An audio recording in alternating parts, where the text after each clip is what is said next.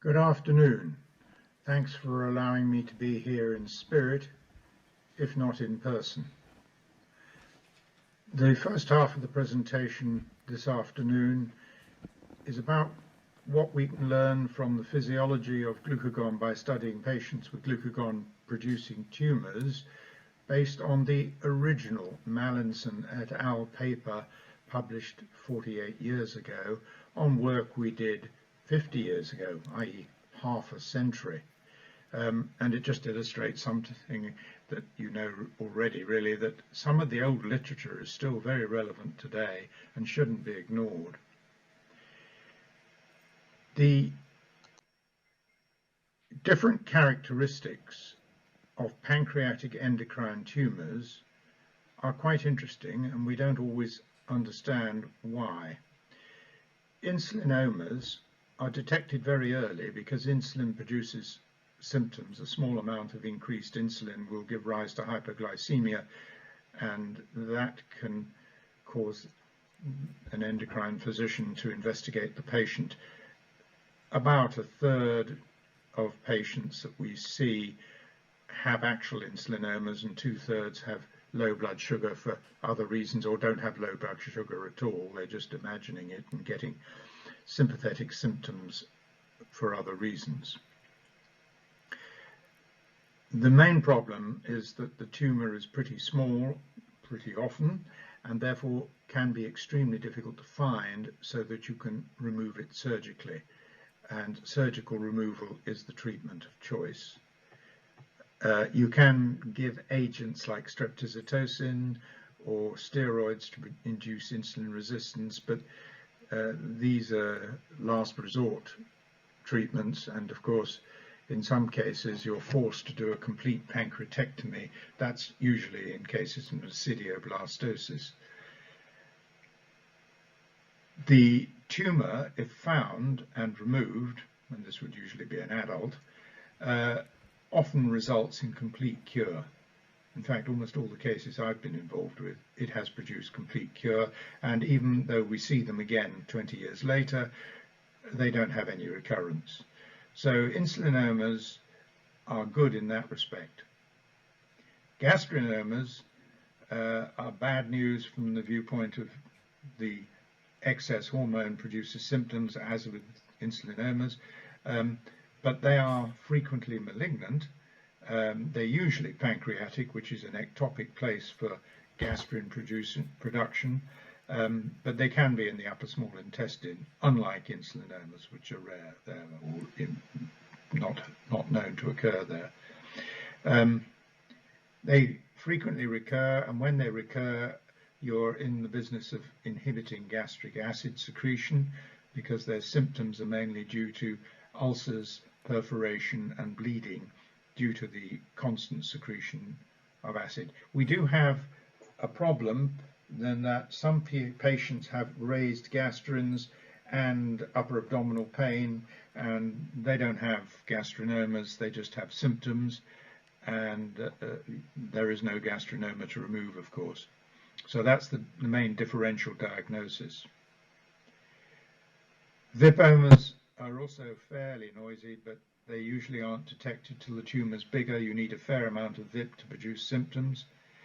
The symptoms are watery diarrhea, which is life-threatening, and they've usually metastasized by the time diagnosis is made, and you're in the business of palliation by things like embolization of the portal venous system, which causes the metastases in the liver to die back, and that can last for a year or more. So it's pretty reasonable palliation. The cytotoxic agent streptozotocin is also useful for vipomas, but one is in the business of managing rather than curing. PPomas are detected even later because PP doesn't have any characteristic symptoms, and they're therefore usually metastasized and you're into palliation. Somatostatinomas are also found late. The symptoms there are diabetes, gallstones, malabsorption, and diarrhea, and you're into palliation. but they are fairly slow growing, so the palliation can last long, as indeed are the PPomas.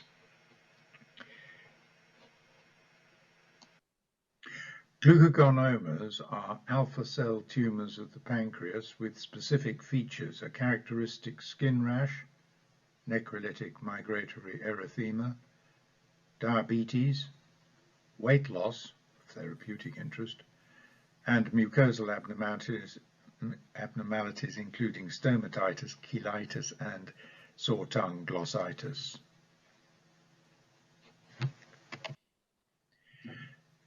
The skin rash is sufficiently diagnostic to mean that one just took one look at the patient, and they all came from skin clinics, and you could immediately make the diagnosis. So it's a red rash and it moves around and gets better. It affects the corners of the mouth particularly, and it presumably affects other organs internally. The most characteristic area that is affected is the genitalia, with rather nasty rashes on scrotal skin, vulva, etc. But we're not showing pictures of that today. The skin rash seen here and there, and a little bit of the genitalia, and the red raw necrolysis seen on this foot is pretty characteristic. The buttocks easily affected, and it keeps shifting around. Some weeks is worse than others. This is the natural rash, and on the legs. And here we see again on the back, and it keeps moving around. It's healing in the center, and it's breaking down at the edge and spreading, and you could easily mistake it for fungal infections, but it isn't.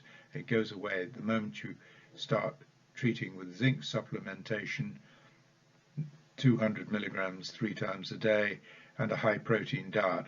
The high protein diet that we tend to use is sardines, because they're both inexpensive. They come in tins, so you can store them in the cupboard.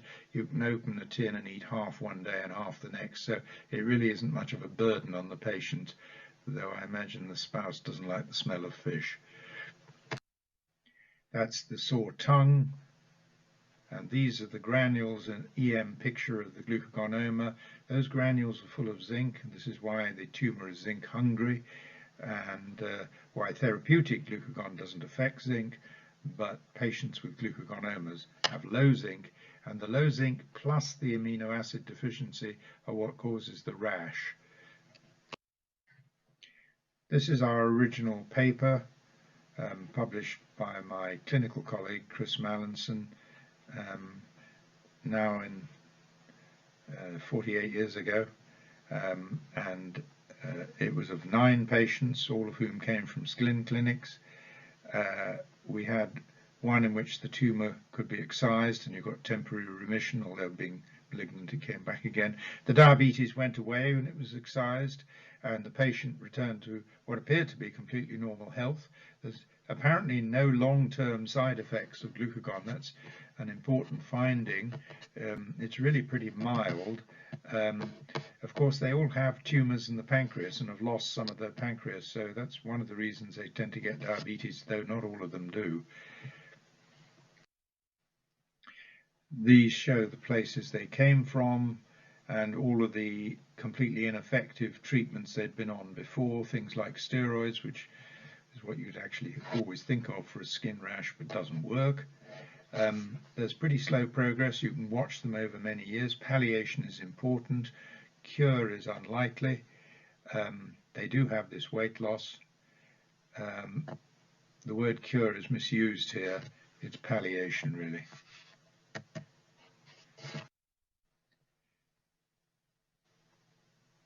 This is one of Trisha's cases and shows the difference in the current situation.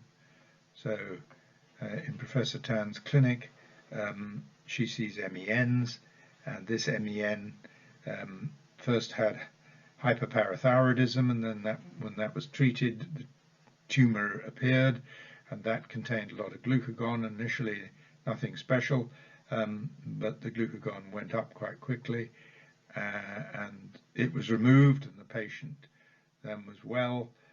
but of course it recurred, and it was diagnosed by somatostatin isotope imaging.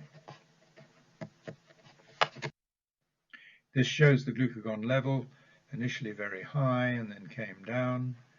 And here's the progress of the diabetes with the rise of HbA1c.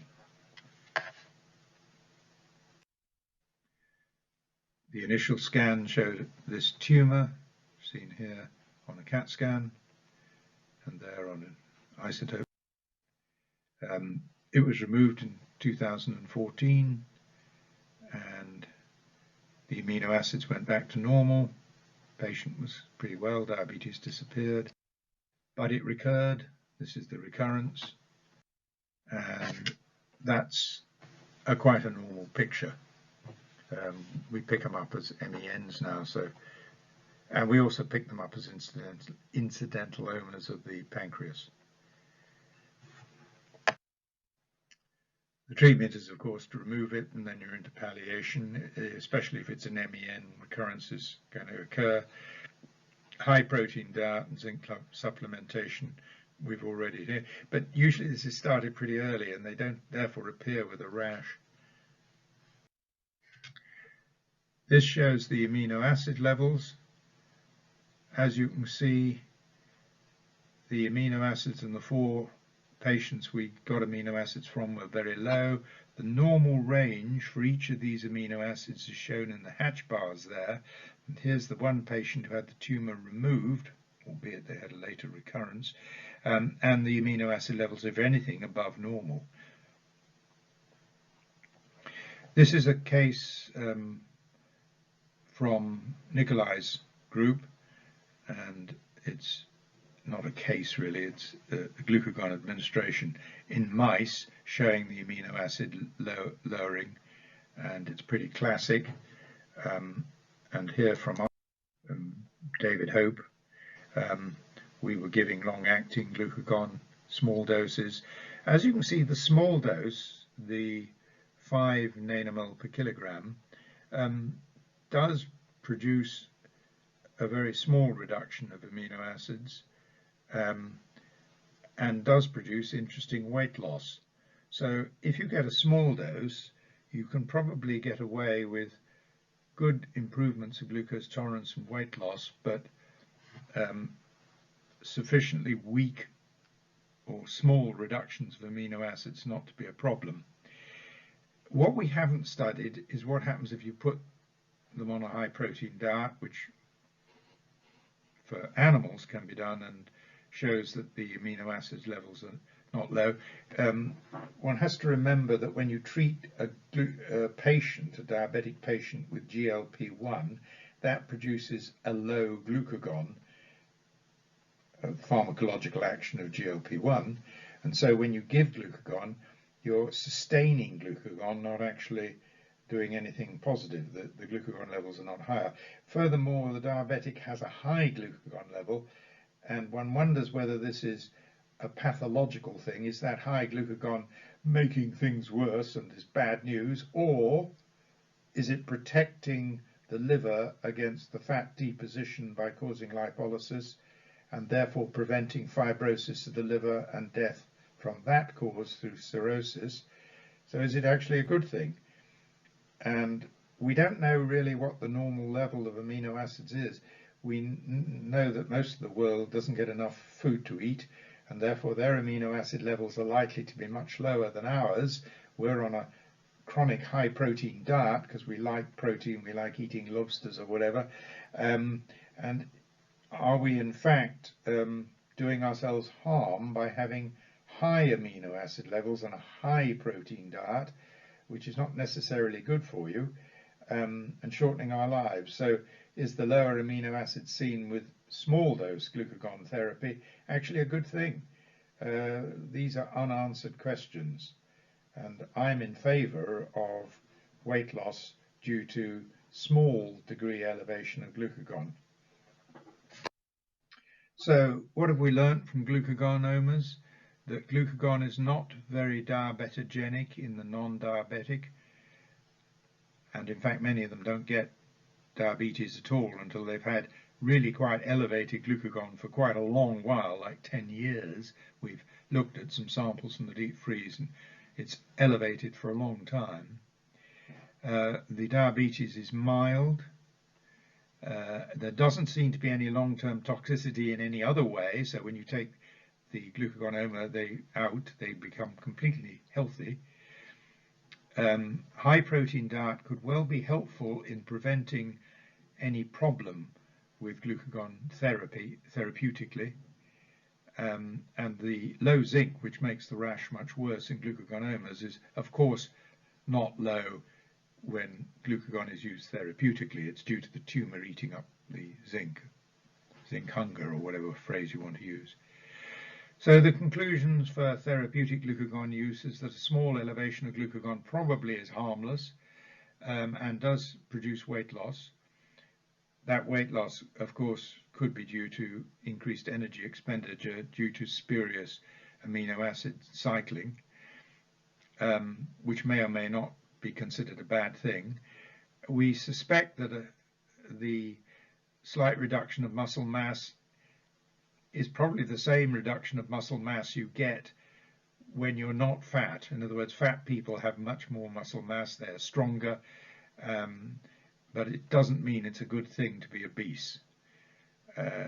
Reduction of obesity produces a reduction of muscle mass in everybody. Whether there's bad long-term wider physiological effects, I'm somehow doubtful, but the jury's out. So I think glucagonomas demonstrate that glucagon is probably an interesting therapeutic principle, but we don't have all the data to cement that in. Thank you very much, and it's been a pleasure talking to you this afternoon. Sorry I wasn't there in person. Bye.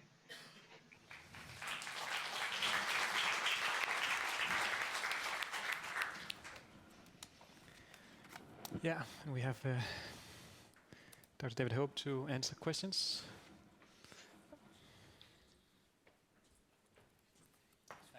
Oh, thank you. So regarding the glucanomas and the effect on glucagon on body weight, these also produce a lot of GLP-1? I believe they can co-secrete the GLP-1. So yeah, it's a potential. In this case, we isolated some of the tumor, and I think there was co-secretion of PP, glucagon and insulin. Yeah. We've analysed a few by mass spec, and they have lots of active GLP-1 and all glucagon-derived peptides. They were all there in the couple that we looked at.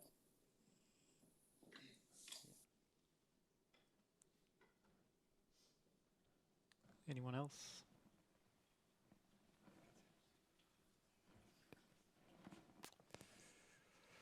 Yeah. Yeah. Oh, it's okay. Yeah, I think that's all. So, yeah, sure. So the longevity and the amino acids that he talked about. Yeah. So low amino acid would maybe also mean lower growth hormone and IGF-1. So is it the low IGF-1 which is known to be linked to longevity, or do you think it is the amino acids? Gosh, okay, I maybe can answer some of that. I mean, the amino acids is clearly a common theme with excess glucagon. You know, seen throughout the meeting, we've seen it in different angles with long-acting glucagon agonists, and here in the glucagonoma, and there was a comparison between Nikolai's group's paper with the amino acids. So it does seem to be a common thing. With regards to longevity, I think studies shown previously throughout in the 70s and 80s and even before that low protein feeding, low protein diets, and just a low protein status increases longevity, certainly in rodent models. I'm not too sure whether that's ever been sort of studied or approached in a more of a clinical setting, but inherently you've got a tumorigenic process which is adverse. But I think the mechanistic question of low amino acids is a good one, and certainly in preclinical models, low amino acids does mean longevity. IGF-1, I can't comment on. Yeah, so send my regards to Steve. So my question is, how do you observe any effects on lipid metabolism, triglycerides, cholesterol, LDL cholesterol, and so forth in patients with glucagon-producing tumors? I think from my understanding you do. We didn't have, I don't think we had that profile in this participant, but I would have, it's a highly catabolic condition with excess glucagon, and we've seen throughout the meeting that glucagon has benefits for lipid catabolic processes, and the mechanisms are being explored. So, you would have thought if you looked at the liver of this patient, as long as there's no tumorigenic process there, then this patient would be clear of hepatic fat because of reduced de novo lipogenesis and excess oxidation. So I would have thought so, yes. But sorry, we didn't present the lipid profile for this patient. Yeah. All right then. Thank you so much.